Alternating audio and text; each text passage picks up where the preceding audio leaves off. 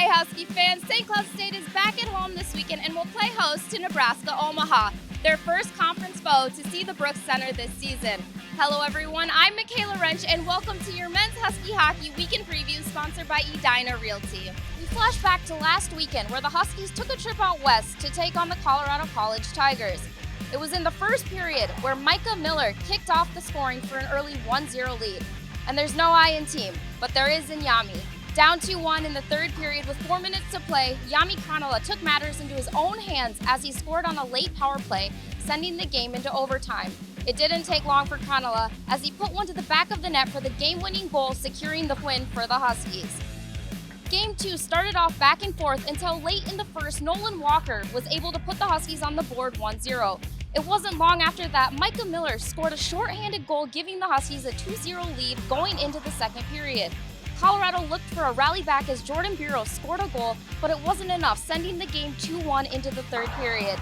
And during that period, it was Zach Okabe putting another tally on the board, later followed by an additional power play goal from Kevin Fitzgerald, who secured the 4-1 Game 2 win for St. Cloud. Taking a look at the NCHC standings after the first weekend of conference play, the Huskies racked up 5 points, placing them right behind rival North Dakota, who tops the standings with 6 points after a sweep of Denver. Western Michigan, Duluth, Omaha, Miami, Colorado College, and lastly Denver round out the standings this week. Taking a look at this week's USCHO polls, this will be the third straight week St. Cloud State takes the number 1 spot. Omaha resides at number 11, but don't be fooled by the double digits. This series will be one you won't want to miss. Let's take a closer look at what we can expect between these two teams. The Huskies face off against Omaha this weekend in what will be a 2-game set. The last time these two teams matched up was in December of the 2020 season. The Huskies lost 2-0, but still hold the crown in overall wins for this series with 22. This season, St. Cloud is currently 8-2 and averaging 3.8 goals per game. David Rennick currently leads the NCHC in save percentages with a .944 mark. The Mavericks are currently 8-2 and averaging 4.3 goals per game with a .913 save percentage. It's a grease pan series. It always is against these guys. The game is going to end up at either net a lot, and it's going to be the compete level, the battle factor of us taking away second, third opportunities around our net and us trying to gain some down there. It's just one of those games. We've played them a lot. They've played us a lot. We both know it, and it's going to be a grease pan series for sure. I'm joined with Mick Hatton from the Rink Live. Mick, St. Cloud hasn't allowed a single first period goal this season. How have they done this?